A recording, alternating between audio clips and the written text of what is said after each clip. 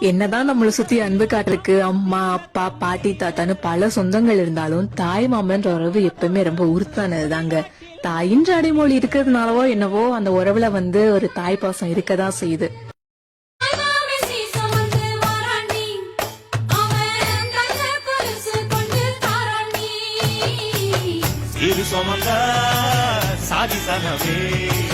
ஆறு கடந்தா ஊரு வருவே